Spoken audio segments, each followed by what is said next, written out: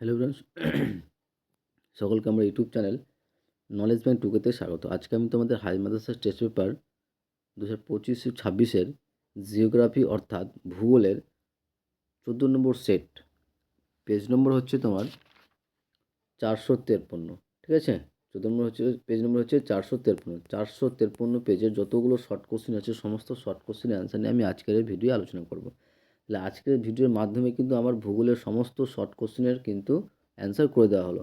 তোমরা যারা এখনও আগের কোশ্চেনগুলো পাওনি, তাহলে আমার প্লেলিস্টে গিয়ে তাহলে তোমরা সেই সমস্ত ভিডিওগুলো তোমরা দেখতে পারো।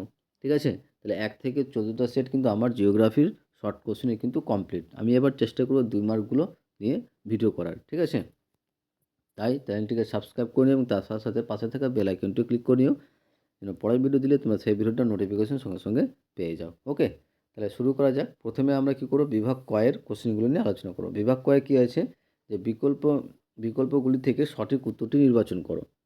তো প্রথম কোশ্চেন এখানে বলেছে, দেখো যে প্রক্রিয়ায় ভূপৃষ্ঠের উচ্চতা বৃদ্ধি পায়, যে প্রক্রিয়ায় ভূপৃষ্ঠের উচ্চতা বৃদ্ধি পায় তাকে বলে ড্যাশ। অ্যান্সার হবে আরোহণ প্রক্রিয়ায়। যে প্রক্রিয়ায় ভূপৃষ্ঠের উচ্চতা বৃদ্ধি পায় তাকে আরোহণ প্রক্রিয়া বলা হয়। নেক্সট কোশ্চিন দেখো, যে মরু সমপ্রায় ভূমিতে কঠিন শিলা গঠিত মরু সমপ্রায় ভূমিতে কঠিন শিলা গঠিত কিছু অনুচ্চ পাহাড় অবশিষ্টাংশ ভূমিরূপ হিসেবে থেকে যায়। এর অ্যান্সার হবে অপশন গ, ইনসেল বার্জ। অ্যান্সার হবে এটা হচ্ছে ইনসেল বার্জ। নেক্সট 3 নম্বর, যে অশ্ব অক্ষাংশ অবস্থিত কোথায়? যে অপশন খ, উপক্রান্তি উচ্চ চাপ বলয়। অশ্ব অক্ষাংশ অবস্থিত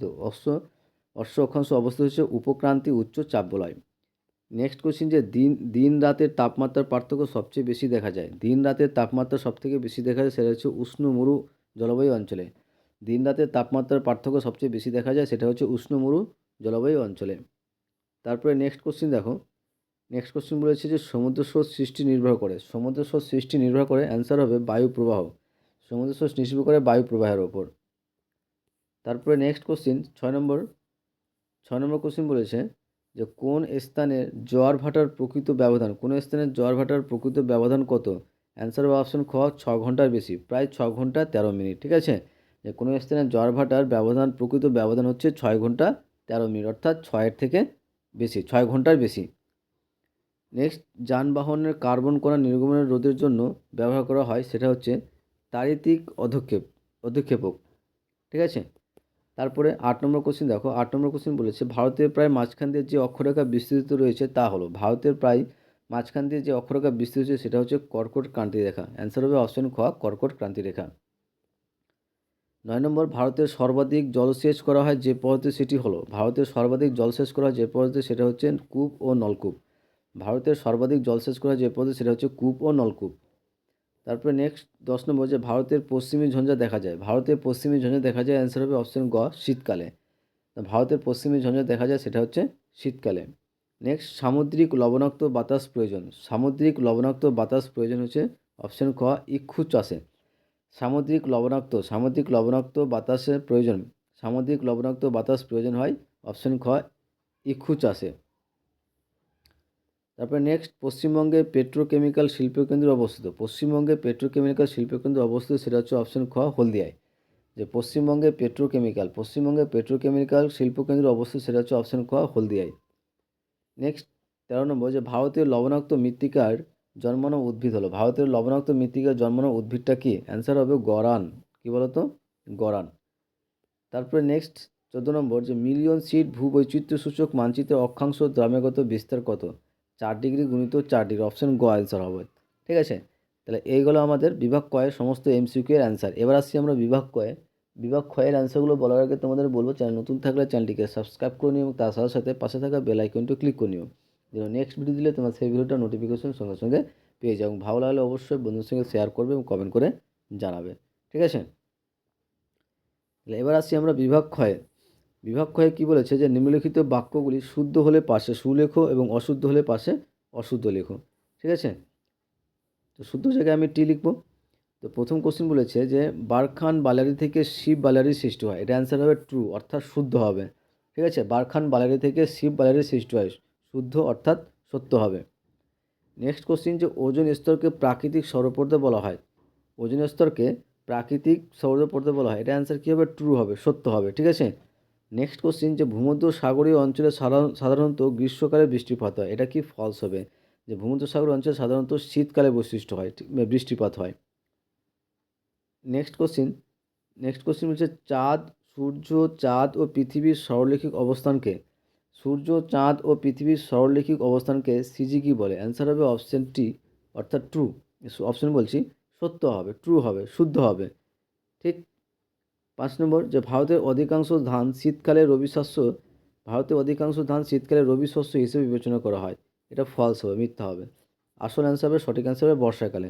ভারতের অধিকাংশ ধান বর্ষাকালে রবি শস্য হিসেবে চাষ করা হয়। নেক্সট কোশ্চিন দেখো। নেক্সট কোশ্চিন বলেছে যে ভারতের সর্বাধিক জনঘনত্বপূর্ণ রাজ্য হলো পশ্চিমবঙ্গ, এটা কি হবে? ভুল হবে, অর্থাৎ মিথ্যা হবে, অশুদ্ধ হবে। আসল সঠিক অ্যান্সার হবে বিহার। যে ভারতের সর্বাধিক জনঘনত্বপূর্ণ রাজ্য হলো, সেটা হচ্ছে বিহার। এবার আসি আমরা উপযুক্ত শব্দ বসিয়ে শূন্যস্থান পূরণ করো। ঠিক আছে, উপযুক্ত শব্দ বসিয়ে শূন্যস্থান পূরণ করো। প্রথম কোশ্চিন দেখো, বলেছে যে বায়ুমণ্ডলের উচ্চতার বৃদ্ধির সঙ্গে সঙ্গে উষ্ণতার বৃদ্ধি পাওয়াকে ড্যাশ বলে? অ্যান্সার হবে বৈপরীত্য উত্তাপ বলা হয়। যে বায়ুমণ্ডলের উচ্চতা বৃদ্ধির সঙ্গে সঙ্গে উষ্ণতা বৃদ্ধি পাওয়াকে আমরা কি বলবো? বৈপরীত্য উত্তাপ বলবো।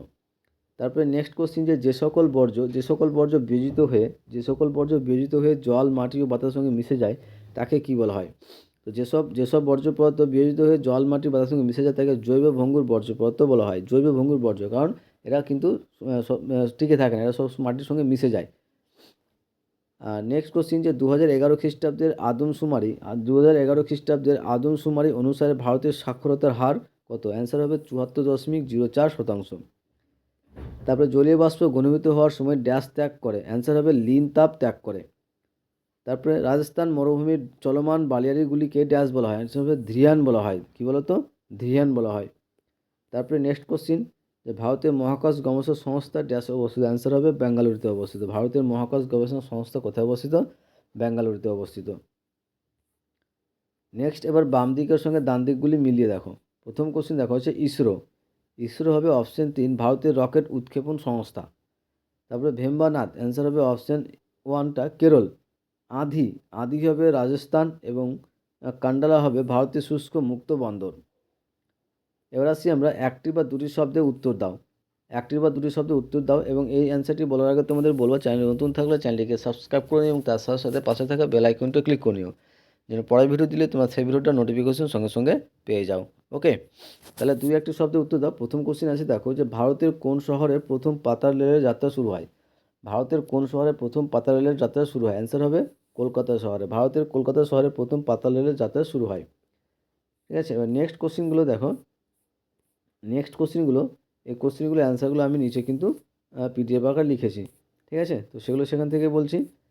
তো প্রথম কোশ্চিন কিন্তু আমি অলরেডি বলে দিয়েছি, আবার বলে দিচ্ছি, যে ভারতের কোন শহরে প্রথম পাতাল রেল যাত্রা শুরু হয়? অ্যান্সার হবে কী বলতো? কলকাতা। ঠিক, অ্যান্সার হবে কী বলতো? কলকাতা। তারপরে নেক্সট কোশ্চিন বলেছে যে ভারতের সর্বাধিক জনবহুল রাজ্য কোনটি? ভারতের সর্বাধিক জনবহুল রাজ্য হচ্ছে উত্তরপ্রদেশ। সেটা হচ্ছে উত্তরপ্রদেশ। নেক্সট কোশ্চিন 3 নম্বর, যে পৃথিবীর বৃহত্তম উপত্যকা হিমবাহের নাম কি? হুবার্ড। অ্যান্সার কী হবে বলো তো? হুবার্ড। পৃথিবীর বৃহত্তম উপত্যকা হিমবাহের নাম হচ্ছে হুবার্ড। নেক্সট, ভারতের জরিপ সংস্থার প্রধান কার্যালয় কোথায় অবস্থিত? অ্যান্সার হবে উত্তরাখণ্ডের দেরাদুনে।